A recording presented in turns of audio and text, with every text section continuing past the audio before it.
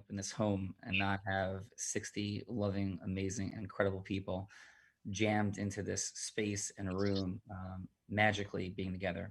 And for those that it's your first huddle and you're like, what's happening here? We're here today to co create simple, fun, and magical micro distinctions and frictionlessness that free your exponential abundance to come together to make our lives greater, the lives of the people that we love, and the world an even greater place. And we're not a space of transformation, a space of like freeing and unleashing, just like we're having peak athletic training, but the best of all of it in true heart centeredness. And just coming off a Long Beach Island weekend for our elite mastery family. And thank you, because I promise you, I gained every bit as much from it as you did. And having the blessing and the opportunity to be inspired by you, to be connected to you, and just have so much fun. And as that song was playing, Lost Boy by Ruth B, which we have now adopted as our heart and soul goddess centered song and our aspirational song as well. I was just sitting there and just like thoughts were flashing through. I was thinking about being on the Ferris wheel with Mike and Tiffany Armstrong. I was thinking about just all these like cool moments of talking with Mike Adams. I was thinking about and feeling Craig from SoCal in the ocean and the crazy and then crying. D-Rush, Jason Sipple, and that last moment in the ocean that we spent together, saying goodbye to our friends from the West Coast, like Michelle, like Lorelei, like Craig as well, as they were jumping on airplanes to head back across the country, and so many more. Elle Anderson stepping into such beautiful feminine Zeus energy, right? Like woman, Zeus energy, and exposing her goddess energy and vulnerability so beautifully, and her fun and aspirational energy. And the moments go on Brian Ripple with the yippee, and Courtney Epps talking about whales and kidnapping somebody from Africa and bringing them here. And Dr. David, AD, what's up, brother? And Nick, oh my God, Nick Knutson, brother, throw that video if you like. It's up to you. They put in the WhatsApp group into the Unblinded page and see what happened for Nick this weekend. And I was inspired by you, brother, and every single other person that was here. Kelly, Gina, leadership, love, all the incredible Bella. Oh my God, Bella hitting everybody with energy all over the place and heart centeredness. And so one of those fine folks we have here this morning, we have another special guest that who was not here this weekend, but brother Rob Gill. Before we say hello, what I'm going to request is that I'm speaking to Goddess Rob, that I know and love, the Goddess energy part of you, as well as your fun energy. And then maybe you could drop in a little Zeus here and there for sure. But I want to speak into your heart and say, what's up, Rob? And all of you know this, that when that song is like, and we talked about it here together, I'm not Peter. I'm not Peter Pan, and you're not lost. You're Peter or Tink, whatever you choose. And you're here to lead people that are lost. And not lost like they're, just completely oblivious and have nothing. Sometimes people that that have 10 times as much money than you do are lost. Sometimes people are lost who are, have the biggest heart in the world and can't step into their Zeus energy, and their 4 steps, 10 dispensable moments, 4 energies, and can't put it together to make a living that takes stress away. And sometimes people have all the money in the world and they have no stress, and they're sitting there and have everything working so beautiful in their business, and their dynamics outside of it aren't working. That's what I mean by lost people. And all of us have a part of us that are lost and are blind and just learning to see. And so we're all working together. In some ways, we're all lost boys. In some ways, we need to all step up and be the leaders and become. Right. So Rob Gill, good morning, brother. What's up? Hey, happy Why Wednesday, Sean. Grateful to be on the call. What's going on, brother? Yeah, so grateful to have you. So just from your heart, what was present for you this weekend in your heart? What connection, what love, what presence? Yeah, like what was there for you? So as I've mentioned that, privately to certain people, I've been sober since 1996. And before I got sober, I went to rehab. And when you go, not that this was a weekend of rehab, but when you go to rehab, it really it teaches you how to share all the baggage that you held on to in your life up until that point, all the things that were holding you back, or the things that, kind of kept you in that downward spiral of avoiding the pain by numbing yourself through drugs and alcohol. So for me, and I was sharing this with Sean yesterday, that I'm very comfortable in the space of, talking about both of the lives that I've lived, one of self imprisonment, one of non self imprisonment. But in that space, there's a lot of ebbs and flows that are constantly happening. And what I saw this weekend um, was people that were just in their heart. And I remember being with Practice Mastery with Sean and him doing the exercises at Practice Mastery with a bunch of doctor professionals and medical professionals and doing the groups of three and everything. And at one point when I was at the house, I think it was on Saturday, we were in groups of three, and I was like, this is exactly what Sean wanted, because everybody that was there was playing all out, fully committed. And when you're in a sports team or a DNA of a company, and everybody's on the same page and everybody's going in the same direction, on the right hand something to the left hand, the exponential growth is incredible. And the emotional exponential growth, which has nothing to do with money, the byproduct could be financial freedom, but what was happening there was just totally amazing to me. And I was sharing this with Sean yesterday, and I felt so grateful. And people that were sharing their stories, their experience, their strength, their hope, it was unbelievable. And for me, it was like a 12-step approach in the business context, Oh. you know? And how did it feel for you, Rob? Thank you for that, brother. And your presence, your energy, your leadership there. How did it feel for you? Like, how did you feel being in the space and just experiencing these people and all of it? How did it feel for you? For me, I felt like I was in grammar school and I was being taught and I was a student by all the people that were in there. I felt like I was dealing with folks that were um, looking to make real world changes, like real world changes. You know what I mean? Like not just, becoming success, like changing the world. And, I'm the guy, and a couple of people have been talking about this, but I'm the guy that believed what you see on TV is real when I was growing up, whether it was the Brady Bunch or, any of those family programs. So it really made me feel, because I grew up in a chaotic situation. I always say that I was raised by a pack of wolves, both in my house and in my neighborhood. So, when you see TV, it's like you believe that that's, the real deal, right? But it's not. And just like when you see massive success and people, when they tell the story later on, movers and shakers and people that really had massive change and positive impact on people, you only see that version of how it's being portrayed on TV, not the real behind the scenes version. And I was sitting there just looking around and really saying, and this is where we came up with that phrase, this is what it looks like. This, the weekend that in LBI is what it looks like when you're taking that next action step and you're building something that is really disruptive and different and positive for the world. There's no doubt about it. Yeah. And whether it was, at one point I said to Fernando when we were kind of dancing in the circle, there was neighbors walking back and forth with their dogs. And the funniest scene for me was just people on the corner, maybe 50 feet diagonal from where we are, just looking, like saying, like, what the hell is going on over there? And I asked Fernando, I said, go invite them in to come dance. And he did. And I love Fernando because he did. They politely declined, of course, but at the end of the day, it's that stuff, man. It's this is how it happens. This is what it looks like. This is what it looks like. And Rob is the creator of "This Is What It Looks Like." Like that's the Rob Gill quote. As we were growing and building in the very beginning, when growing and building, it looked like me and Rob, right? And this is what it looks like. And Rob would always say, like, "This is what it looks like," and that was some positive things happened when chaos was going on. And so, Rob, when you think about the fun part, like I just want to know what you think. So we have a little bit of a mild disagreement. Mm-hmm. Can you step in and Bayonne Rob, right? And tell me what you think was actually going on.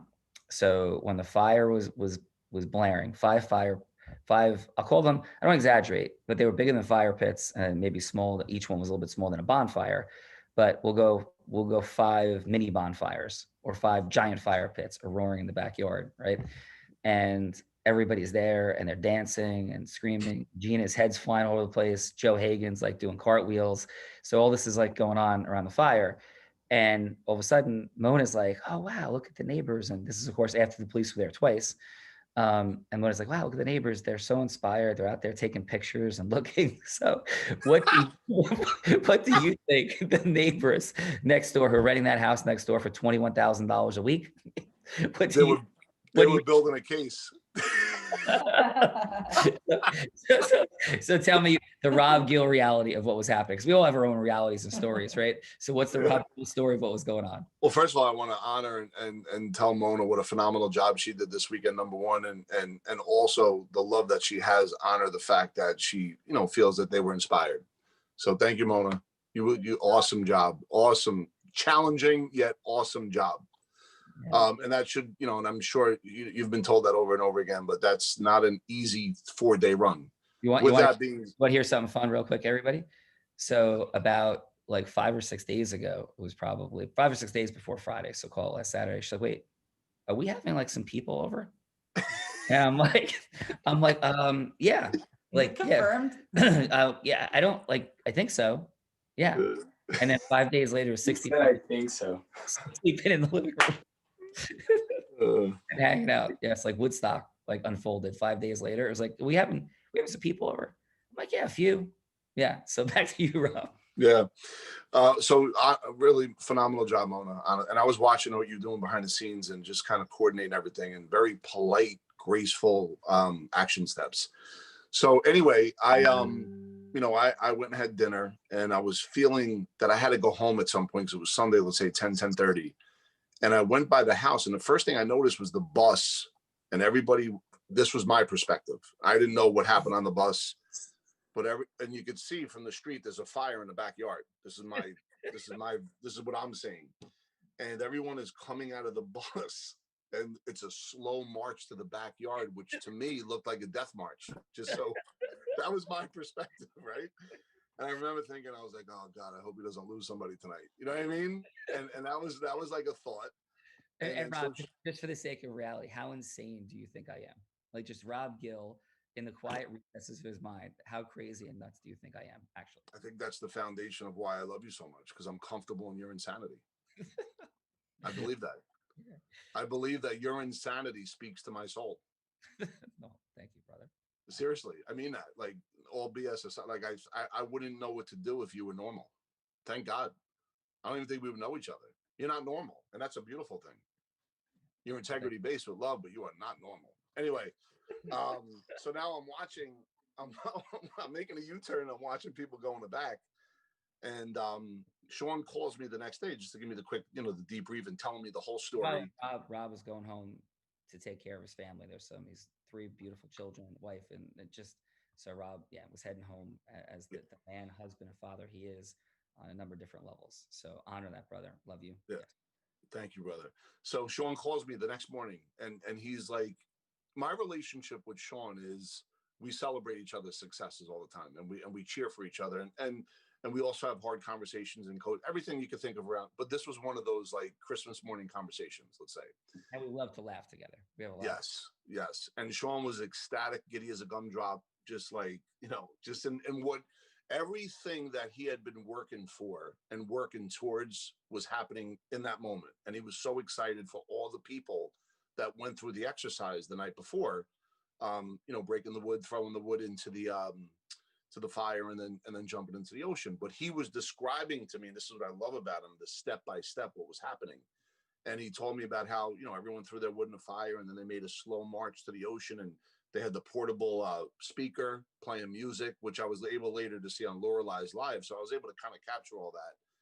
And he started telling me that the neighbors were looking and everything else. And I was like, yeah, they're building a case. They're going to go to the city and tell you why you should be removed. And this is after you talked about creating generational wealth wills that can't sell the house for 200 years. Yes. So the neighbors, Rob, are not confused. And Long Beach Island is definitely not confused because this is like not normal here. Like No. this is not like this island does not have a franchise on the island. It has a Ben and Jerry's. It does not have a restaurant franchise that you can walk into. Like no franchises, quiet town, no high rises. Like Yes. peacefulness is like at the core being. My friend Rob, everybody out there, about 15 years ago, we were in our 20, I guess early 30s, and my buddy came out of a bar, like bars here are even very peaceful, docile, at about midnight, and he was walking to his car. He said, "Hey, the car's over here." They gave him a noise ordinance violation ticket for Yeah. raising his voice after midnight. Oh True yeah. story. And we have mayhem and insanity and fires on the beach, and not jumping only in the ocean, in the roaring, insane pre-hurricane inferno of the ocean was what was happening. Well, can I add some more flavor to this whole scenario? Because the day Now before that, we're gonna bring up our awesome guest, and I want you to meet him too, Rob, in a minute. Yeah. I can't wait. But the day before that, I'm talking with I think Ken, Joe Hagan, maybe In and Out, and Tom Flatico, and everyone is getting ready to go surfing, right? Yes. But during that time, because you have so much love in your heart, brother, and you're sitting down in Indian style with the microphone and speaker, by the way, everybody, on a beach that's very windy, and the ocean, which is 50 feet behind them, is the roughest I've ever seen in a long time because there was a hurricane out in Bermuda. So he's sitting there with the microphone and he's having a conversation with everybody about, how to overcome any kind of fear they may be having about jumping in the ocean. I'm one of those guys. I don't like jumping in the ocean when there's no lifeguards and there's undertows and all that other shit. That's just not me. So there was two red I guess trucks. What I guess lifeguard lifeguard trucks. patrol trucks, lifeguard Yeah. patrol. Yeah. So you have Sean behind him is open space in the ocean, and they're driving behind Sean as he's sitting in the circle speaking to everybody with the look of like, what the F is going on here? Like, and I remember like looking at Joe or Tom or Ken, I forget who it was. I was like, did you see that? You know what I mean? Like, and so that's how I have fun when I'm stressed. Cause I was like, I was jumping in the ocean, it was the first person he called out, like was where Rob Gill, you know what I mean? So that's so I had to jump in. So I was just like watching that whole thing, and to me it was really funny. And back to the point with the neighbors taking pictures, I had a conversation with John Spring about a month ago, and I won't say what the political agenda was, but he had his flag on the beach, whatever who he's going to vote for, and there was people taking pictures and reporting him to the to Surf City.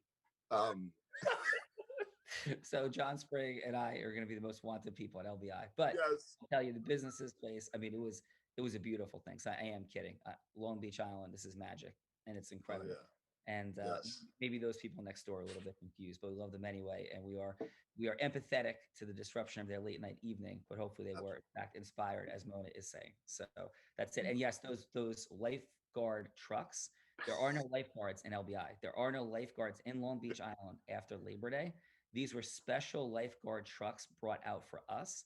And the dude talked to me. He's like, "You know what's happening?" I'm like, "Yep." He's like, "We're here, but this is crazy." I said, "Yep." And they parked about a quarter mile down because anybody surfing and anybody in the water, even body surfing that made it out to the sandbar, which is complete insanity to do that. We were drifting about a quarter mile in about 4 or 5 minutes. And they were down there like ready to like whistle everybody out because then the far south jetty is down there, which you don't want to be washed up on the jetty and waves like this and crashing and undertow and the whole thing. That does not end well. So the lifeguards were there to like, they were the last stop before like jetties and like death, like is what they were like hanging out there, or at least massive like problems and pain. So it was quite an adventure, and everybody did an unbelievable job. So just Yes. stay with me for a second, Rob. By the way, Fernando, just real quick, because we bring up, I want you to introduce this next gentleman. And let me just tell you, at any point, were you like, please stop him, somebody? Or were you like totally down? Like, were you like, I know he's not going to listen, but like, stop him or no? To be like in my heart of hearts, not at all, for a multitude of reasons. One, because I was having that much fun. Two, I'm just not that stupid to even think that's possible when you make your mind up on Yes. something. So it was like Exactly. it was a waste of my time, effort, and energy to be like, yeah, maybe I could. No, there was no influencing Sean on that. And fun fact, just because we're in it, and I would love to introduce Chris. I have never even heard of a Yeti, and like I was feet from my death, and Sean's like, yeah, it's beautiful outside. So you're ridiculous, man, and that's what's happening.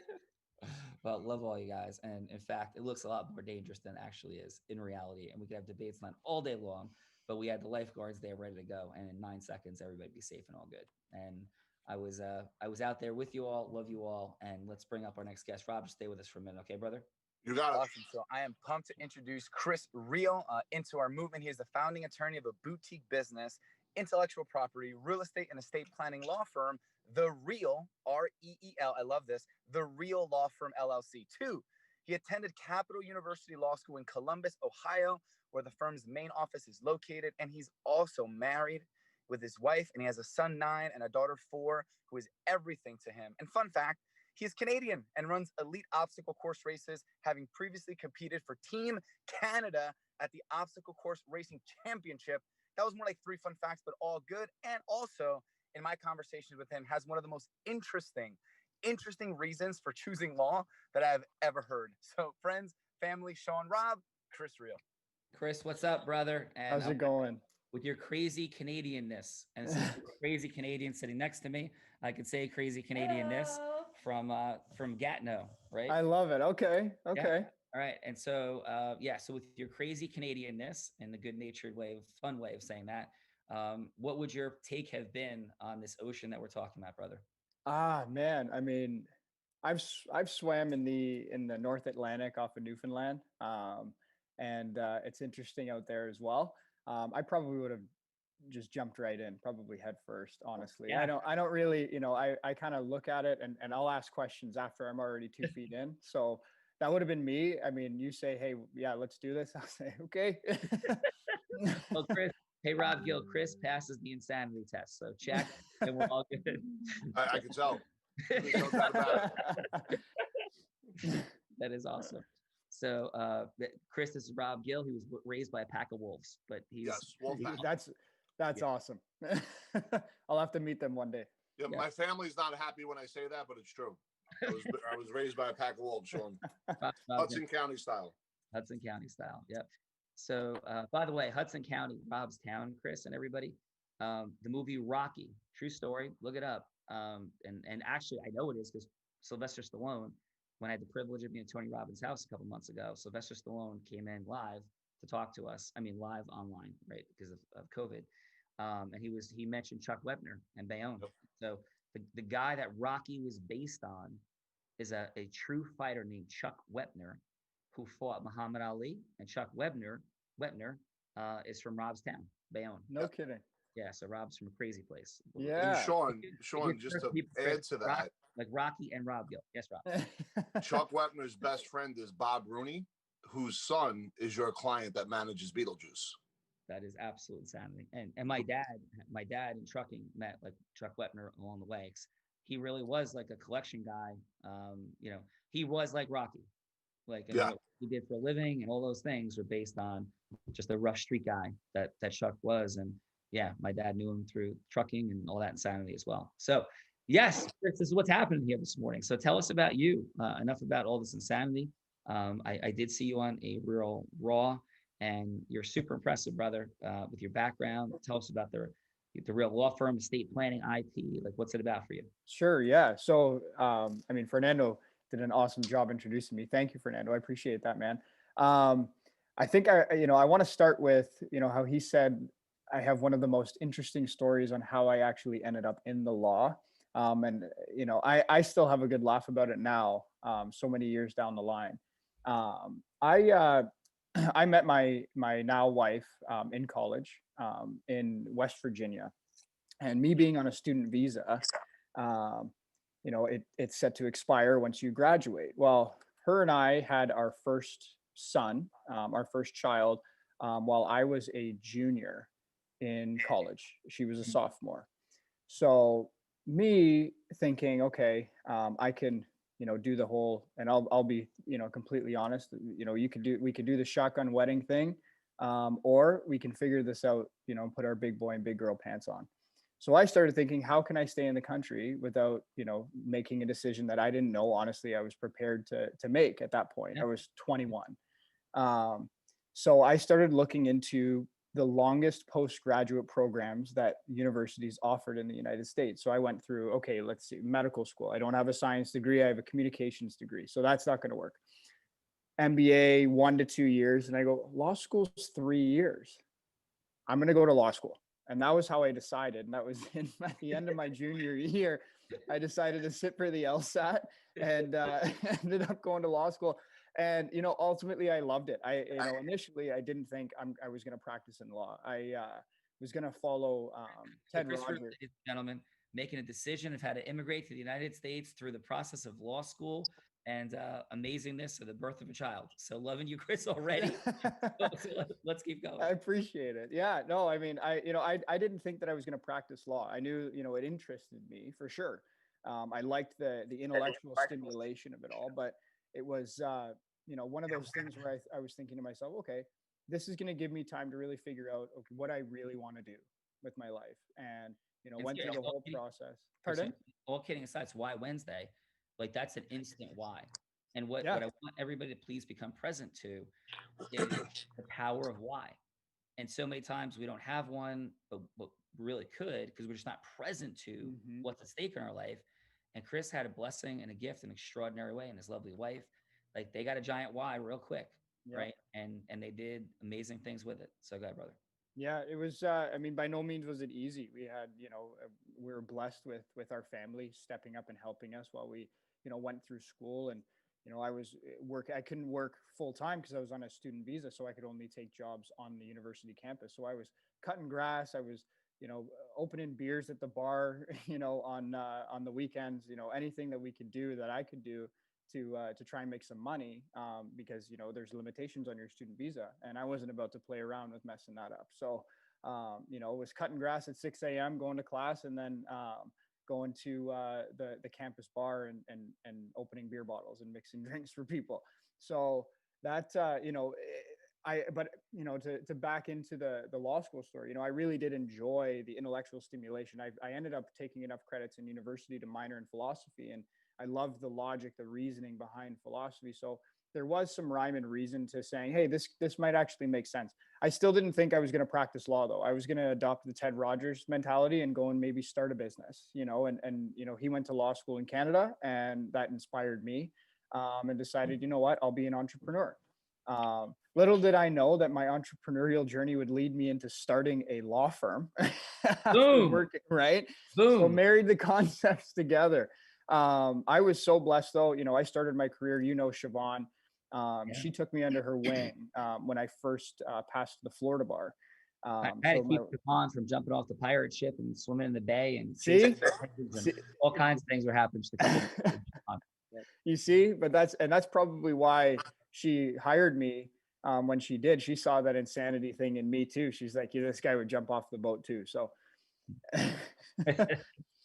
but I was fortunate enough. She taught me a whole lot, not just about the law, but also about, running a business. And my wife and I made the tough decision that we were going to move to Ohio, where her family's from, and where I went to law school. And, it was a little closer for us to my family, who all still lives in Canada. It's a little bit of a shorter drive than to Florida, and it's a little less expensive than a flight from Toronto to Florida too. So we decided to make the move, and I started my own shop from there. And really wanted to focus on serving small businesses. And, again, with it being Why Wednesday, I really dug deep. I read Simon Sinek's book, Start With Why. And, I read it at the inception of the real law firm. And that was, to really understand who I wanted to serve and why. And I wanted to serve those people that were going to, one, create the life that they were aspiring to achieve, but also to create the life for other people.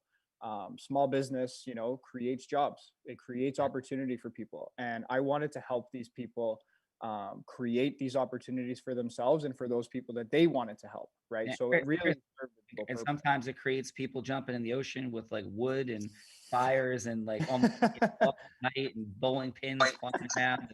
Yeah, sometimes it creates that. So that's all good. So with you, Chris, where's this all going? Like ultimately, what's the vision, Chris Real, with all of this and supporting entrepreneurs, whatever? You have it all your way. What does this look like 100 years from now? Yeah, I mean, obviously there's the legacy component of that. I want my family, as Fernando said in my intro, I do everything for them. I can't tell you the last time that I ended up buying myself, a pair of jeans. I wear the same outfits that I've worn for so many years. I put everything that I do into providing for my kids, giving them the luxuries that they deserve. My son plays travel hockey and travel baseball. So my wife and I, we pay for that stuff. We pay for our home. We pay for, all that stuff and the opportunities to create experiences for our kids as well. Like I was telling Fernando, I wish I could have been there this weekend, but I was actually in Fort Wayne, Indiana, for my son's hockey tournament, and it's the life that I love to lead. But I really want my son and my daughter to really speak of me when I'm gone, as a man of his word, number one, and a man who didn't stop at anything to make sure that his family was taken care of.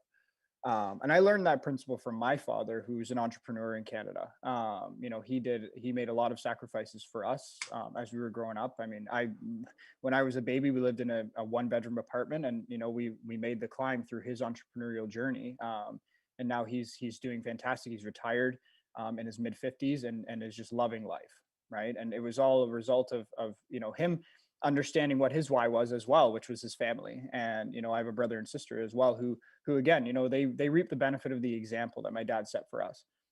So I Awesome. think, from 100 years from now, yeah, I mean, I could talk about, having a massive law firm that continues on in my name, but that really isn't it for me. I want the impact to resonate with people. If my name ever comes up in conversation, I want people to say, yeah, he was an incredible lawyer, really helped people achieve what they aspired to achieve, and stopped at nothing to do that. So to, I guess, marry the family and the career components of me together, is all rooted in impact. I want to impact as many people as I can. And so, yeah, brother, and that's what is present. Your relentlessness is clear, and commitment to love and passion and family and making beautiful things happen. And I'll say this to you and to Rob: that impact comes with scaling, duplication of ourselves, and that's Mhm. one of the things. Rob has gone from 8 to 175 sales meetings, and now the mission is duplication and scale. Amen, Rob. Wow, Absolutely, Rob, that's 100%. awesome, man. Yeah. You're gonna need that Yeah, pack of wolves to help you. Yeah. And so that's what's up. So listen, Chris, I'm immensely grateful for you being here today.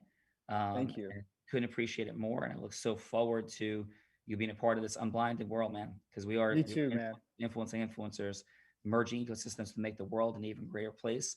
And as you get to clearly understand the formula and to take your heart centeredness and a couple of micro distinctions and what to do with them, expansion, scalability becomes so readily apparent. And Rob had made 3,000 phone calls.